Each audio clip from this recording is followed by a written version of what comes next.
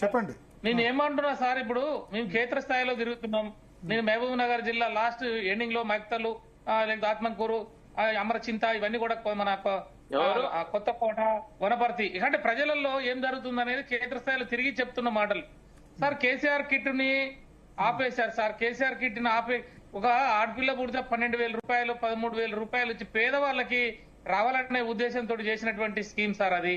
దాన్ని కూడా ఆపేశారు. తర్వాత రైతు బీమా ఏదైతే ఉందో, ఏ రైతు అయినా ఏ కారణం చేతైనా చచ్చిపోతే 5 లక్షల రూపాయలు వచ్చాయి సార్, అది ఆపేశారు. తులం బంగారం ఇస్తారని అన్నారు సార్, ఎవరికి కూడా తులం బంగారం తులం బంగారం వాళ్ళు అనౌన్స్ చేసినప్పుడు 50 లక్షలు ఉన్నది, ఇప్పుడు సార్ 50,000 ఉన్నది, ఇప్పుడు 2 లక్షలు అయింది. ఎక్కడ ఇస్తారు కానీ భరత్ సార్, నేను ఏమంటున్నా, పబ్లిక్ లో ఇంకా తులం బంగారం అన్నారు, కిలో వెండి అని 4 లక్షలు ఇవ్వాల్సి వచ్చేది. అంటే నేను ఏమంటున్నా, జనం ఏమంటున్నారు, ఇవాళ క్యాన్సర్ పేషెంట్లకి, లేకపోతే బీడీ కార్మికులకి, లేకపోతే దీర్ఘకాలిక వ్యాధిగ్రస్తులకి పెన్షన్ పెంచుతామని చెప్పి మేము పోతున్నప్పుడు వాళ్ళు అడుగుతున్నారు సార్, మీరు ఉన్నప్పుడు ఇచ్చిర్రు, వాళ్ళు ఇస్తానంటే మేము ఆశపడ్డాము, ఓట్లు వేసినాం సార్, వాళ్ళు ఇవ్వలేదు. సరే మీరే అంతకుముందు 200 ఉన్నదని 2,000 దాకా చేసిర్రు. అంతకుముందు మంచినీళ్ళు, ఇప్పుడు మంచినీళ్ళల్లో కూడా చాలా ఇబ్బందులు అవుతున్నాయి. మనం గతంలో ఉంటే మిషన్ భగీరథ ద్వారా చక్కగా వాటర్ ఇచ్చాం, వాటర్ లో ప్రాబ్లం వచ్చింది, కరెంటులో ప్రాబ్లం వచ్చింది. ఈ రోజు అక్కడ అడ్మినిస్ట్రేషన్ ఏదైతే ఉందో కనీసం దోమల నివారణకు కూడా బడ్జెట్ ఇయ్యనటువంటి పరిస్థితులు ఉన్నాయి.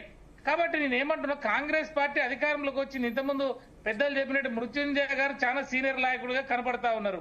వారు ఏమంటున్నారంటే ఏదైనా మాట్లాడతారు, వారు ఇష్టం అని. అంటే నేనేమంటున్నా, ఆ రోజు కాంగ్రెస్ పార్టీ నాయకుడిగా, ప్రతిపక్ష నాయకుడిగా మమ్మల్ని దించనీకి అబద్దాలు చెప్పిండా, ఏం చేసిండో, ఏం సంగతో దేవుడేరు. కానీ ఈ రోజు ఆయన భారత రాజ్యాంగం మీద ప్రమాణం చేసినటువంటి ముఖ్యమంత్రి, కాంగ్రెస్ పార్టీ కార్యకర్తలకు ముఖ్యమంత్రి కాదు, తెలంగాణ ప్రజానికానికి ముఖ్యమంత్రి. తను మాట్లాడుతున్నటువంటి భాష 4 కోట్ల ప్రజలకి రిప్రజెంటేటివ్ గా ఉంటది అది. ఇవాళ ఎందుకంటే 29 రాష్ట్రాలలో మనం మంచిగా అభివృద్ధిలోకి రావాలి, అన్ని రకాలు కూడా తల ఎత్తుకొని మనం ముందుకు పోవాలనే కోరుకుంటాం, వారకనే మేమైనా. కానీ వారు ఏమంటున్నారంటే, ఇష్టం మాట్లాడుతున్నారంటే ఏం మాట్లాడతారు సార్, జర్నలిస్టులని బట్టలు ఉడబీకి, అసెంబ్లీలో బట్టలు ఉడబీకి కొట్టదాము అని చెప్పేసి, వంగబెట్టి ముట్టి మీద దంతమంటాము, కనుగుడ్లతోటి గోళీలు ఆడతామనటము, పేగులు, ఇవన్నీ నేనేమంటున్నా మీకు తెలియని విషయాలు కావు.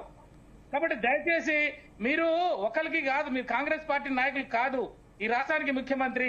29 ముఖ్యమంత్రులలో మీరు ఒకరు. అంటే మన దేశం యొక్క ఔన్నత్యం గాని, సంస్కృతి సంప్రదాయాలు గాని పెంచే విధంగా ఉండాలి. ఎందుకంటే కొత్త జనరేషన్ వస్తుంది, మాలాంటి వాళ్ళు నాయకత్వానికి వస్తున్నారు. బూతులు మాట్లాడాలంటే ఇప్పుడు వారిని మించిన బూతులు మాట్లాడుతున్నారు. రాజకీయం అంటే అట్లా మాట్లాడితేనే ఓట్లు వేస్తున్నారు, మేము ఇచ్చినాం కాబట్టి మేమెవరు ఉంటామంటే అది కాదు కదా. ప్రజలందరికీ ఆదర్శవంతమైన నాయకుడు అంటే ఎవరు? 10 మందిని నడిపించేవాడు. అతన్ని చూసి ఆదర్శంగా బట్టలు వేసుకునే విషయం గాని, భాష గాని, వేషం గాని, అతని మాటలు గాని, అతని యొక్క చేస్తున్న చేష్టలు గాని వీళ్ళందరికీ ఆదర్శంగా ఉండాలి. కాబట్టి మేము ఆ విషయంలో మేము బాధపడతా ఉన్నాం. ఇది కరెక్ట్ కాదు, దీన్ని సవరణ చేయండి. దీన్ని ఎందుకంటే ఇది అందరికీ చెడ్డ పేరు వస్తుంది. కాబట్టి మీరు ఆ విషయంలో మీరు గమనించాలి. రెండోది ఏంటంటే, అభివృద్ధిలోకి వచ్చినప్పుడు బీఆర్ఎస్ ఏం చేయలేదు, అవినీతి చేసింది, కుంభకోణాలు చేసిందని రెండో మాట చెప్తున్నారు. అవినీతి చేసినా, కుంభకోణాలు చేసినా ఈ రోజు మీ చేతిలో పవర్ ఉన్నది, మీ చేతిలో పోలీసు ఉంది, ఇంటెలిజెన్స్ ఉంది, ఏసీబీలు ఉన్నాయి, తర్వాత మీకు అనేక రకాల వ్యవస్థలు ఉన్నాయి. మీరే హోంమంత్రి, మీరే ముఖ్యమంత్రి. మరి 2 సంవత్సరాలు దాడిపోయింది. మరి ఇట్లా కాలయాపన చేస్తూ ప్రజలని గందరగోళం చేస్తూ మీరు ఇట్లా ఏ రకంగా అంటే ఇచ్చిన వాయిదా 2,500 రూపాయలు మహిళలకు ఇస్తా అంటే వాళ్ళు అడుగుతారేమో అని చెప్పేసి, లేకపోతే వాళ్ళ గురించి ప్రశ్నిస్తే ఇసుక కుంభకోణాలు కావచ్చు, లేకపోతే బొగ్గు కుంభకోణాలు కావచ్చు, అడగంగానే ఒక సిట్ పేరుతోటో లేకపోతే ఇంకోటి పేరుతోటో నోటీసులు పంపిస్తా, కేసులు పెడతా, కేసీఆర్ అట్లా చేసిండు, లేకపోతే హరీష్ రావు గారు ఇట్లా చేసిండు, చేయబోయా మీరేం చేస్తారో చేయండి అని చెప్పాం. కేటీఆర్ గారు ఏమన్నారు, ఆఖరికరే దొంగతనాలు చేసి తప్పించుకుంటూ ఏసీబీ పట్టుకోలేకపోయినా, ఇంటెలిజెన్స్ పట్టుకోలేకపోయినా, సిబిఐ పట్టుకోలేకపోయినా మనకు మిగిలింది పెద్దలు శరత్ గారు ఉన్నారు, హైకోర్టు న్యాయవాది కాబట్టి వారికి కూడా అంత అవగాహన ఉంటది. ఎవరు తప్పించుకున్నా, చాలా తెలివిగా తప్పించుకున్నా, ఈ ఏజెన్సీలకి తప్పించుకుంటే వాడిని పట్టుకోవడానికి ఈ దేశంలో మిగిలింది ఏంటంటే లై డిటెక్టర్ టెస్ట్. ఈ రోజు కూడా మా కేటీఆర్ గారు వర్కింగ్ ప్రెసిడెంట్ ఏమంటున్నాడు, అరే నువ్వేమో డ్రగ్స్ అన్నావు, లేకపోతే ఇంకోటి ఏదో ఫోన్ ట్యాంపరింగ్ అన్నావు, లేకపోతే ఇంకో కేసు ఏదో చెప్తున్నావు, అన్ని కేసులు చెప్తున్నావు కదా. నేను లై డిటెక్టర్ టెస్ట్ కి వస్తా, గాంధీ భవన్ కు వస్తా. మృత్యుంజయ గారు కూడా దయచేసి వినాలే, గాంధీ భవన్ లో కూర్చుంటాం, మీరు గాంధీవాదులంతా ఒక పక్కకు కూర్చోండి, మొత్తం జర్నలిస్టులంతా ఒక పక్కకు కూర్చోబెట్టండి, మీడియానంతా ఒక పక్కకు కూర్చోబెట్టండి, కూర్చోబెట్టి మమ్మల్ని పిలిచి మాకు లై డిటెక్టర్ టెస్ట్ ఏం చేస్తారో ఆ ఇంజక్షన్ ఇస్తే చిన్న మీద పనిచేయకుండా విచక్షణ లేదు. కదా Okay. ఏం అడుగుతారు అడగండి, మేము అన్ని చెప్తామని అంటున్నాం కదా. మమ్మల్ని ఒకవేళ ఏ మెదడు పని చెప్తాం కదా. ఎస్ శరత్ గారు నేను చెప్తున్నాం కదా ప్రేమేందర్ అన్న, నువ్వు CBI యా యా క్లోజ్ చేయాలి ఉపేంద్ర గారు. ఓకే ఓకే ఓకే మీ పాయింట్ అర్థమైంది, మీ పాయింట్ అర్థం చేసి కలిసి రండి. ఎస్ శరత్ గారు ఏమనిపిస్తుంది మున్సిపల్ ఎన్నికలు మీరు ఫ్రెండ్? నేషనల్ పార్టీ కాదా అనే?